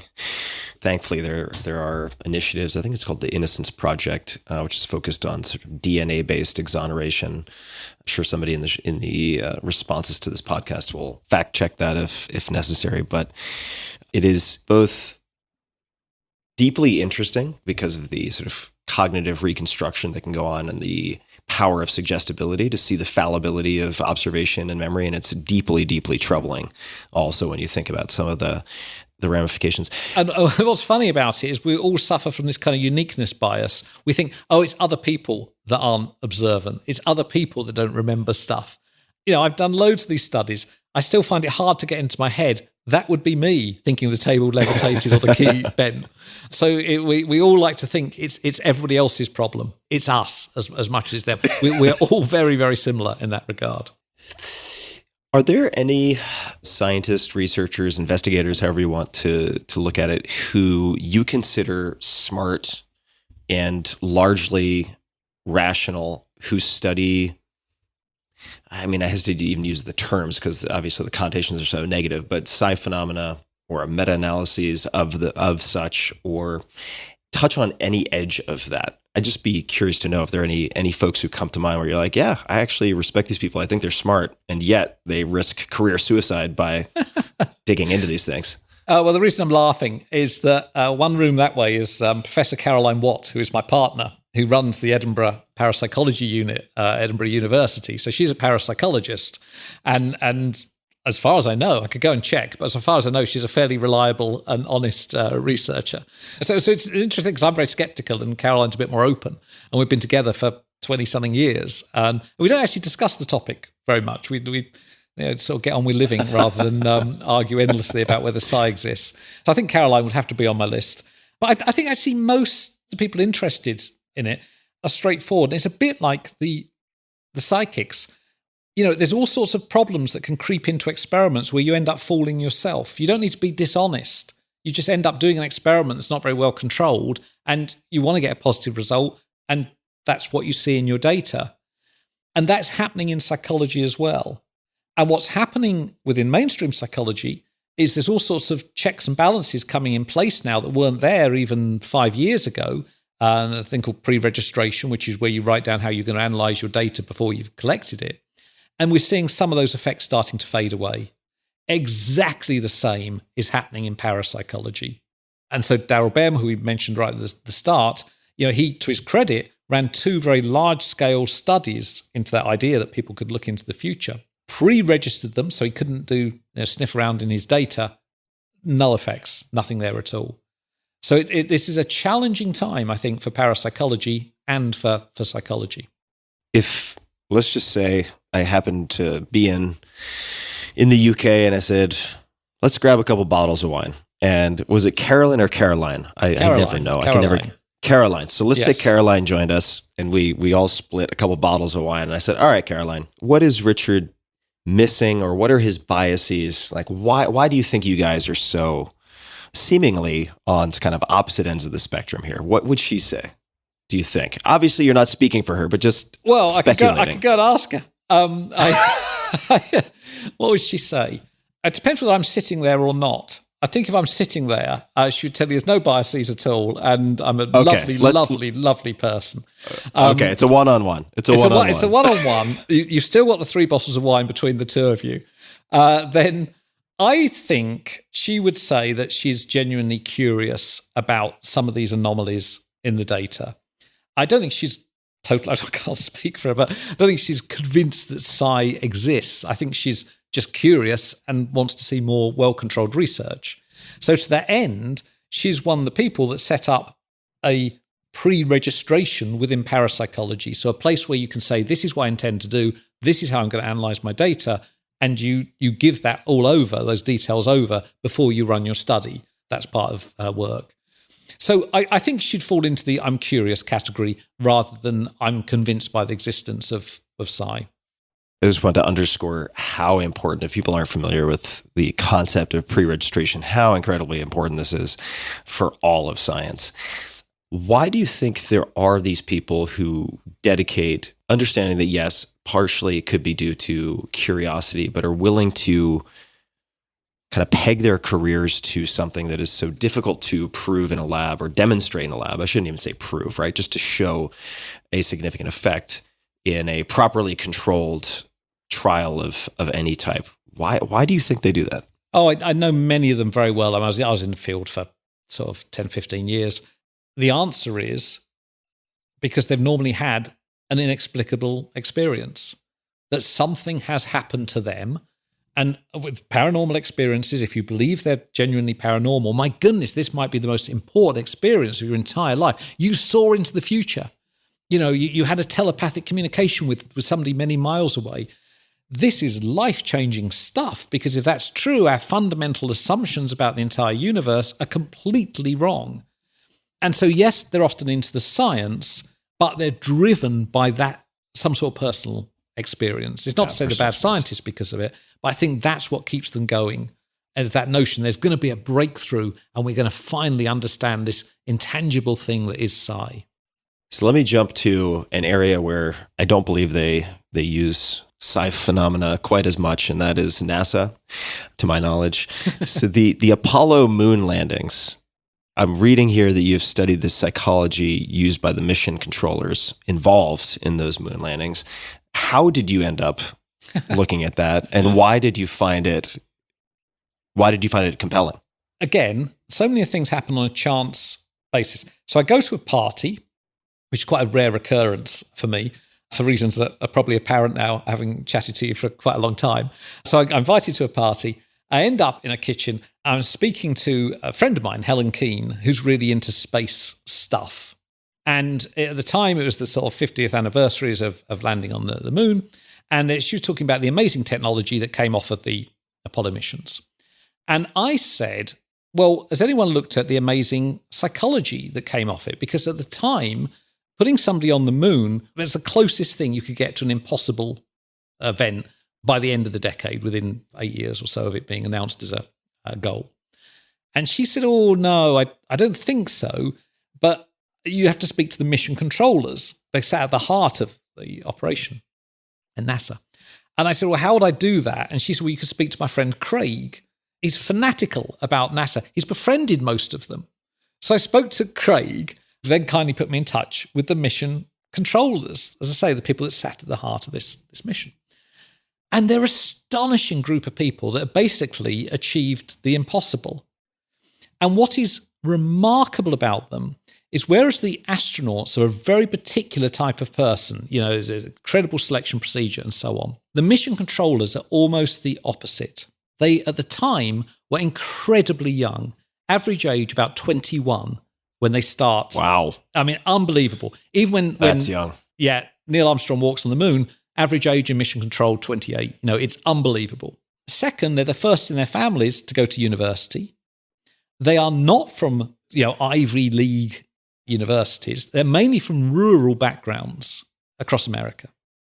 And the reason for that is they really wanted a group of people who are passionate, that were, to quote one of them, Jerry Bostick, so young they didn't know it couldn't be done. And so they went in with this spirit of course we can do it. And also they're team players. They're problem solvers. They don't want to be individual stars, and everyone I spoke to was extremely modest and humble about their contribution. They would pull together as a team and they would solve any problem that was thrown at them. And so I really got into this mode of trying to understand the mindset that put us on the moon, because I think it's one of our greatest achievements, pretty much seen as impossible, and yet these folks sat at the heart of it. I mean, obviously, hundreds of thousands of people involved in putting it all together, but these were the people at the heart of it. And it was astonishing. And so, yeah, I did Shoot for the Moon, or Moonshot as it's called in America, which unpacks the psychology of that. Who is now, I'm looking at, for those who can't see any visual here, I'm looking behind you and you have a number of things on top of your bookshelf. Who is it looks like a gentleman in a black and white photo behind you? I have absolutely no idea. This is just like Masterpiece Theater. Yeah, the reason it's there is a magician friend came to stay with me, I would think a year ago, something like that. He goes to a antique shop and he sees the picture that's sitting up there. And he comes back and he says, Richard, put that on your mantelpiece behind you. And I said, why? And he said, because when you're doing Zoom calls, people will ask who it is.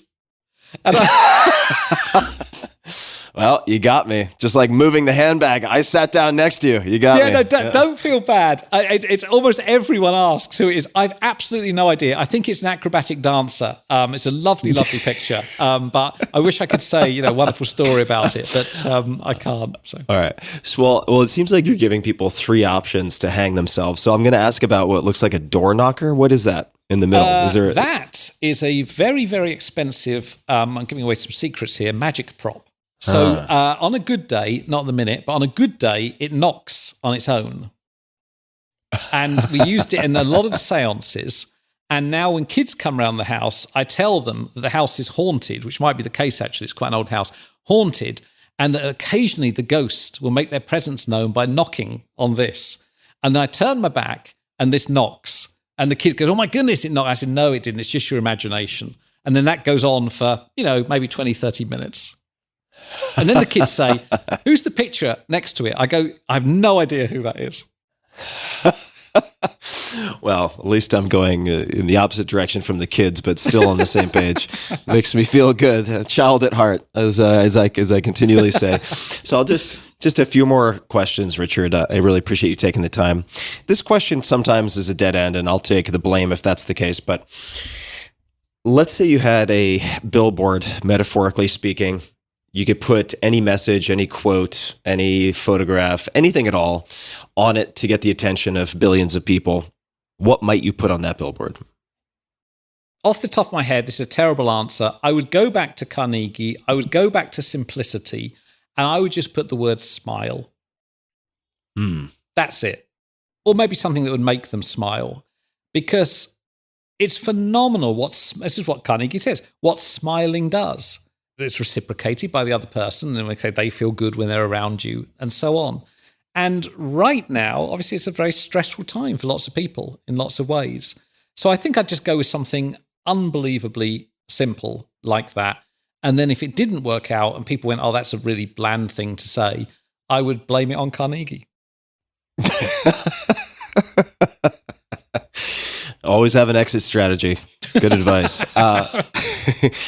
Besides your own books, are there any books that you gift often or recommend often to other people? No. You don't even get my books as a gift. You got to pay full price for them. No. Again, in terms of self-development stuff, I go with Carnegie. I mean, I just think it's very hard to beat. I suppose more generally, because I read so much for work, I don't read very much for pleasure at all. This room is just full of books, and they're all non-fiction psychology books for the most part, because that's what I kind of read. So I don't read that much outside of that.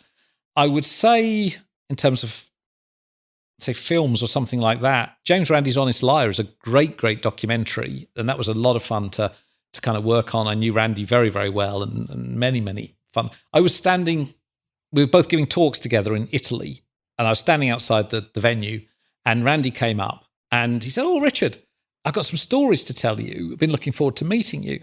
And he told me all these wonderful stories, all very funny, about testing psychics and so on. And he said, thank you very much for listening. And I said, okay. And then he walked on stage and he told all the same stories with exactly the same beats and the wording. I realized I'd just been a rehearsal space for him. So I miss Randy. Hugely charismatic and so much fun to be around. So that's great. And what else do I like in terms of film? Man on Wire Man on Wire. Oh, yes. Brilliant. It has to be one of the greatest documentaries ever made, because it's that same thing. We get back to the Apollo mission controllers, which is, how do you achieve the impossible? How do you even have the idea of creating the impossible, let alone going about and doing it? And my goodness, if there's any inspirational film, for me, it's that one. Man on Wire. Yeah, I will also say this won't give away any detail, but we've been talking about, at different points in this conversation, or you've been mentioning charlatans, frauds of different types, whether they are doing it knowingly or unknowingly. And if it's a fake seance, perhaps the damage might be minimal, but there are charlatans out there who do a lot of damage. And there are a few case studies and showcases of that in An Honest Liar. And I thought it was not just really compelling material and an amazing story with lots of twists and turns. Definitely folks should watch the trailer, but also a service in a way to make people just a bit more, not cynical, but skeptical of what is immediately presented before them, because some charlatans do a tremendous, tremendous amount of damage. The flip side of that, which Randy recognized as well, is, of course, there are people out there claiming psychic stuff who actually do quite a lot of good. I mean, going along and talking about your problems and issues with somebody who's empathic and cares and so on is no bad thing. If you've lost a loved one, it's so human to want to be in touch with them. And if you're sending them one last message and that makes you feel better via a medium, who am I to be critical? So one has to have a nuanced approach to this. As you say, absolutely, there are frauds and charlatans who do not care one jot about the emotional or physical well-being of their audiences, and they're just in it for the fame and money. Equally, there are other people who probably are not faking it in that way, who care deeply about the people in front of them. So it's a complicated area. I'll give one just tech insight for folks who may be tempted to work with mediums. And if you feel so inclined, go crazy. But I was watching this snippet of a TV show of some celebrity medium. And, the claim was, my producers don't let me know anything about these people at all, except for I get to see a photograph. That's it, just a photograph. And I just want to point out to people that one of the things you can do with a photograph is you can take that photograph and do a reverse Google image search and find social profiles of someone and then gather information that way. So just be aware of that, so that if you decide to work with someone and you really want to stress test them, having them start with a blank slate, do not provide any images. Any other documentaries that come to mind? I'm on the market for new documentaries. Could be television series. There's one I'm interested in watching. I haven't watched it yet, so it might be terrible for anyone listening, but it's called Bad Vegan, and it's about a restaurateur who is seduced into marrying a con artist who claims he can make her dog immortal, and it's supposed to be just spectacular television. Has all the ingredients necessary. But do any other documentaries, could be about magicians, could be about anything at all, or TV shows come to mind for you?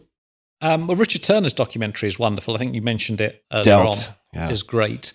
I mean, I've watched a whole load of documentaries about magic, and they're all kind of fun and give you... I mean, we have this kind of idea that show business is so kind of glossy and great because all we see is just that moment on stage when it all looks wonderful. And in fact, it's one of the hardest ways to make a living, and it's terrible in all sorts of ways. There's several documentaries on magic that give that out.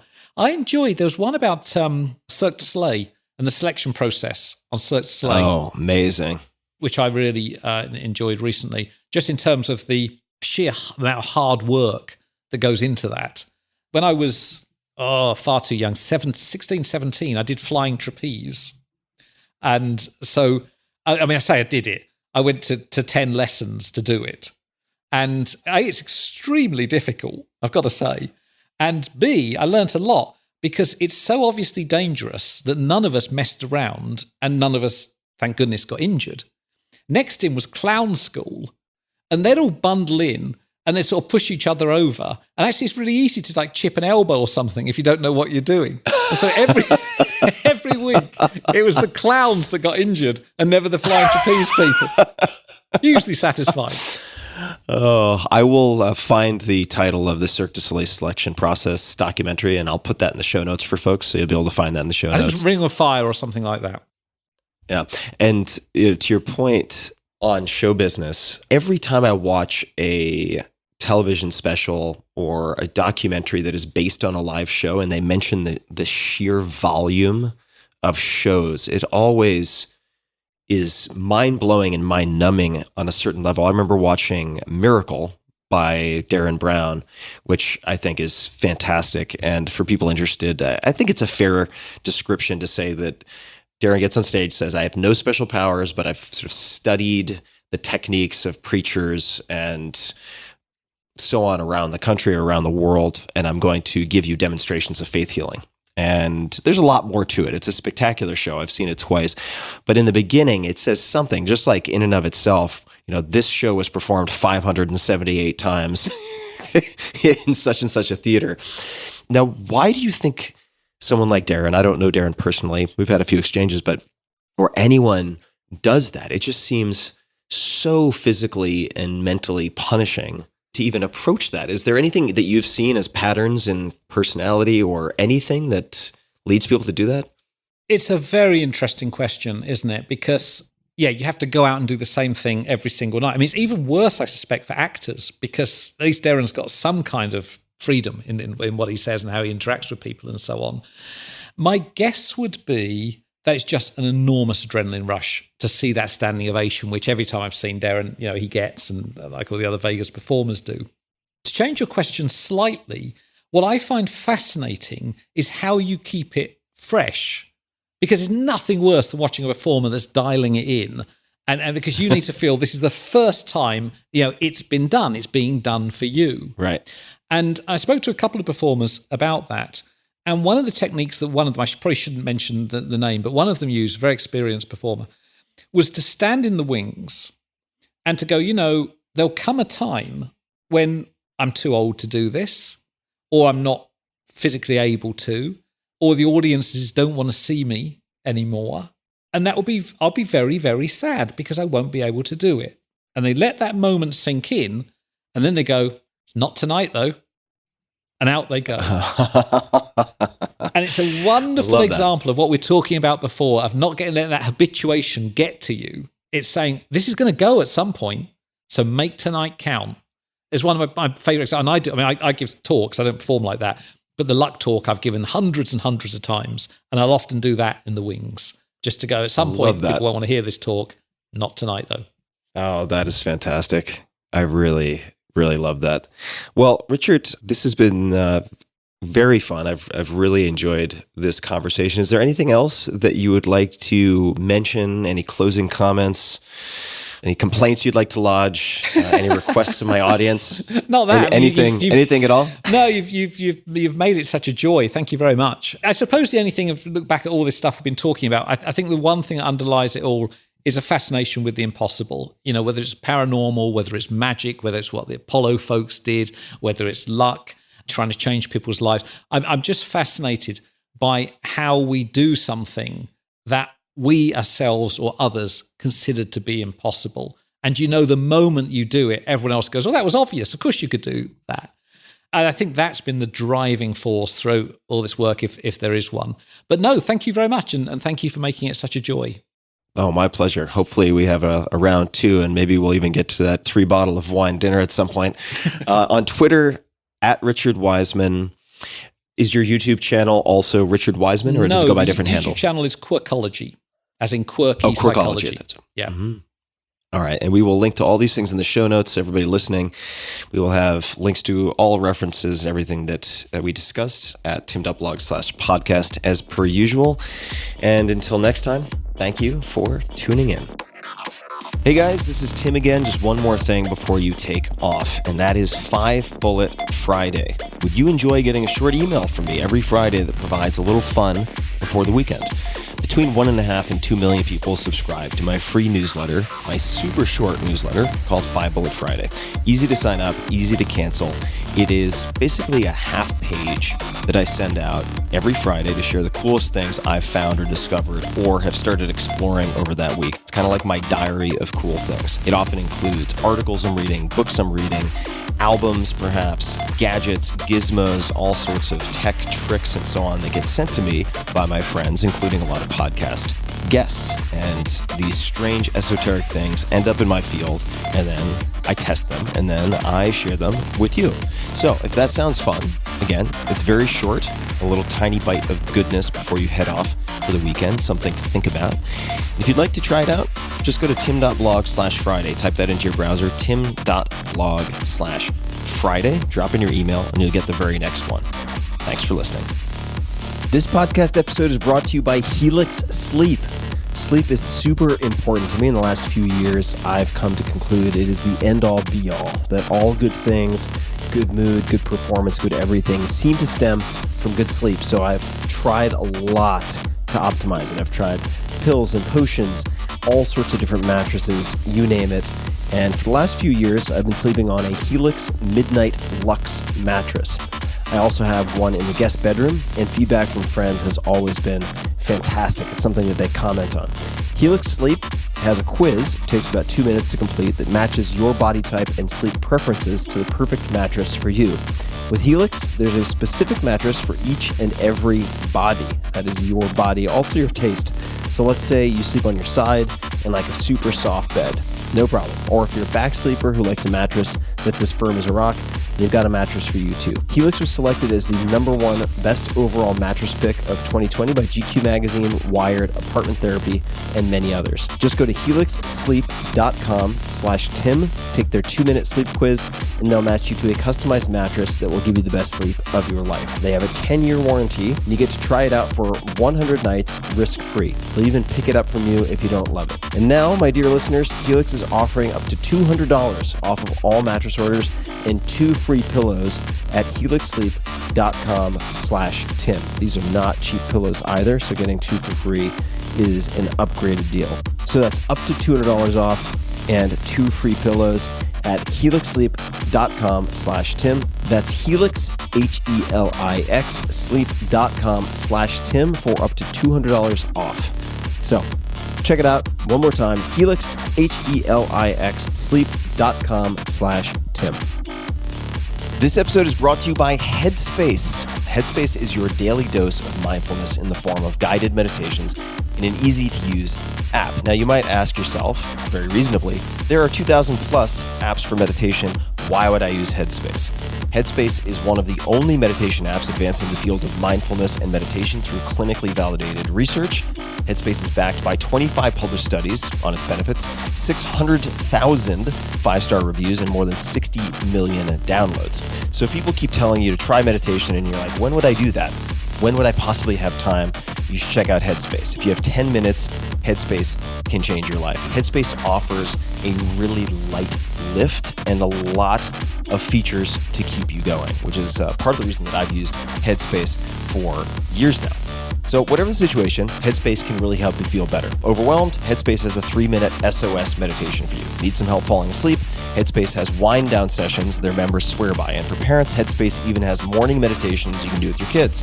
Headspace's approach to mindfulness can reduce stress, improve sleep, boost focus, and increase your overall sense of well-being. And it really starts with very, very simple practices. And if you look at my case, for instance, I just went through one of the basics today with the co-founder, Andy. I think it's Putticombe, could be Putticombe, I'm not sure, but former monk turned into co-founder of Headspace, has the most soothing, hypnotic voice imaginable. And I did a 3-minute meditation, something like that. It's easy, it's fundamental, and it always puts me in a better space. So I'm going through the basics. Even though I've meditated for years, I'm going through the basics once again. And I would suggest to anyone that they consider starting there. Headspace makes it easy for you to build a life-changing meditation practice with mindfulness that works for you on your schedule, anytime, anywhere. We all want to feel happier. We all want more peace. And Headspace is meditation made simple. Go to headspace.com/Tim. That's headspace.com/Tim for a free 1-month trial with access to Headspace's full library of meditations for every conceivable, possible situation. You can break glass in case of emergency in almost any situation and find something on Headspace. This is the best deal offered right now for Headspace. So check it out. Go to headspace.com/Tim today.